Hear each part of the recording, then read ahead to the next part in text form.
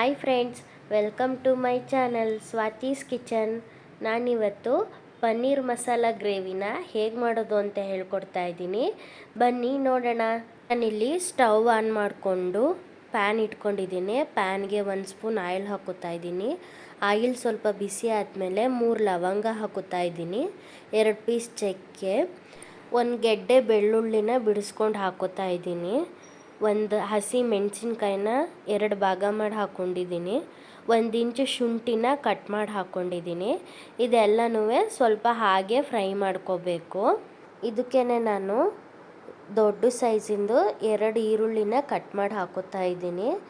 ದೊಡ್ಡ ಸೈಜಿಂದ ಇಲ್ಲ ಅಂತ ಅಂದರೆ ಸಣ್ಣದ್ದೇನೆ 3 ಈರುಳ್ಳಿನ ಹಾಕ್ಕೊಳ್ಳಿ. ಚೆನ್ನಾಗಿ ಈರುಳ್ಳಿನ ಸ್ವಲ್ಪ ಫ್ರೈ ಮಾಡ್ಕೊಬೇಕು, ಹಸಿ ವಾಸನೆ ಹೋಗೋ ಥರ. ಈರುಳ್ಳಿನ ಸ್ವಲ್ಪ ಚೆನ್ನಾಗಿ ಫ್ರೈ ಮಾಡ್ಕೊಬೇಕು. ಫ್ರೈ ಆದಮೇಲೆ ನಾನಿಲ್ಲಿ 3 ಜಾಮೂನ್ ಟೊಮೊಟೊ ಹಾಕೋತಾ ಇದ್ದೀನಿ. ನೀವು ಬೇಕಾದ್ರೆ ಹುಳಿ ಟೊಮೊಟೊನೂ ಹಾಕ್ಕೊಬೋದು. ಹುಳಿ ಟೊಮೊಟೊ ಆದರೆ 2 ಮಾತ್ರ ಹಾಕ್ಕೊಳ್ಳಿ.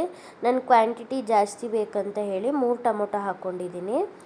ಇದನ್ನು ಮಿಕ್ಸ್ ಮಾಡ್ಕೊಂಡ್ಮೇಲೆ ನಾನು ಇದ್ರ ಜೊತೆಗೇ 4 ಒಣಗಿನ ಮೆಣಸಿನ್ಕಾಯಿ ಅಂದರೆ ಗುಂಟೂರು ಮೆಣಸಿನ್ಕಾಯಿ ಮತ್ತು 2 ಬ್ಯಾಡಗಿ ಮೆಣಸಿನ್ಕಾಯಿ ಹಾಕ್ಕೊಂಡು ಮಿಕ್ಸ್ ಮಾಡ್ಕೊತಾ ಇದ್ದೀನಿ.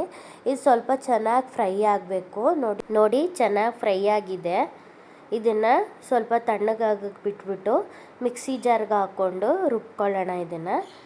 ಮತ್ತು ಇದೇ ಪ್ಯಾನ್ಗೆ ನಾನು 2 ಸ್ಪೂನ್ ಆಯಿಲ್ ಹಾಕೋತಾ ಇದ್ದೀನಿ. ಆಯಿಲ್ ಬಿಸಿ ಆದಮೇಲೆ ನಾನು ಇದಕ್ಕೆ 1 ಪಲಾವ್ ಎಲೆ ಹಾಕ್ಕೊಂಡಿದ್ದೀನಿ, ಹಾಗೆ 1 ಏಲಕ್ಕಿ ಹಾಕ್ಕೊಂಡಿದ್ದೀನಿ.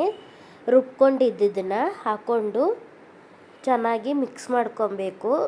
ಇದು ಮೊದಲೇ ನಾವು ಫ್ರೈ ಮಾಡ್ಕೊಂಡಿರೋದ್ರಿಂದ ತುಂಬ ಹೊತ್ತೇನು ಬೇಯಿಸೋದು ಬೇಕಾಗಿರಲ್ಲ. ಚೆನ್ನಾಗಿ ಮಿಕ್ಸ್ ಮಾಡ್ಕೊಳ್ಬೇಕು ಅಷ್ಟೇ.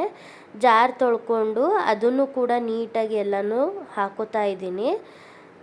ಇದಕ್ಕೆ ಈಗ ನಾನು ನಂದಿನಿ ಪನ್ನೀರನ್ನ ಬಳಸ್ತಾ ಇದ್ದೀನಿ. 1 ಪ್ಯಾಕೆಟ್ ಫುಲ್ ಹಾಕಿದ್ದೀನಿ ನಾನಿಲ್ಲಿ. ನಾನು ಪನ್ನೀರನ್ನ ಇಲ್ಲಿ ಮುಂಚೆ ರೋಸ್ಟ್ ಮಾಡ್ಕೊಂಡಿಲ್ಲ, ಹಾಗೇ ಹಾಕಿದ್ದೀನಿ. ಈಗ ಲಿಡ್ ಕ್ಲೋಸ್ ಮಾಡಿಕೊಂಡು ಸ್ವಲ್ಪ ಕುದಿಯೋಕ್ಕೆ ಬಿಡೋಣ. ನೋಡಿ ಚೆನ್ನಾಗಿ ಕುದೀತಾ ಇದೆ ಇದು. ಇವಾಗ ರುಚಿಗೆ ಸಾಲ್ಟ್ ಹಾಕೋತಾ ಇದ್ದೀನಿ ನಾನು. ಸಾಲ್ಟ್ ಹಾಕ್ಕೊಂಡು ಮಿಕ್ಸ್ ಮಾಡಿಕೊಂಡು 1 ನಿಮಿಷ ಹಾಗೆ ಬಿಟ್ಟರೆ ಸಾಕು. ಅದು ಸ್ವಲ್ಪ ಡ್ರೈ ಆಗೋ ರೀತಿ ಅಷ್ಟೇ, ತುಂಬ ಡ್ರೈ ಅಲ್ಲ. ಸ್ವಲ್ಪ ನೀರೆಲ್ಲ ಚೆನ್ನಾಗಿ ಬೇಯ್ಕೊಂಡು ಸ್ವಲ್ಪ ಗಟ್ಟಿ ಆಗೋ ಥರ ಅಷ್ಟೇ. ನೋಡಿ ಚೆನ್ನಾಗಾಗಿದೆ. ಸಿಂಪಲ್ಲಾಗಿ ಮನೇಲೇ ಮಾಡ್ಕೊಳ್ಳೋದ್ರಿಂದ ತುಂಬ ಚೆನ್ನಾಗಿರುತ್ತೆ. ಹೋಟೆಲಲ್ಲಿ ಮಾಡಿರೋ ರೀತಿಯೇ ಇರುತ್ತೆ. ಇವಾಗ ನಾನು ಇದಕ್ಕೆ ಕೊತ್ತಂಬರಿ ಸೊಪ್ಪು ಹಾಕೋತಾ ಇದ್ದೀನಿ. ಇಷ್ಟೇ. ಇದನ್ನು ಮಿಕ್ಸ್ ಮಾಡಿ ಸರ್ವಿಂಗ್ ಬೌಲ್ಗೆ ಸರ್ವ್ ಮಾಡ್ಕೊಳ್ಳೋಣ ಬನ್ನಿ. ನೋಡಿ ಕಲರ್ ಕೂಡ ಎಷ್ಟು ಚೆನ್ನಾಗಿ ಬಂದಿದೆ. ನೀವು ಕೂಡ ಮನೇಲಿ ಒಮ್ಮೆ ಮಾಡಿ ಹೇಗಿತ್ತು ಅಂತ ಕಮೆಂಟ್ ಮಾಡಿ.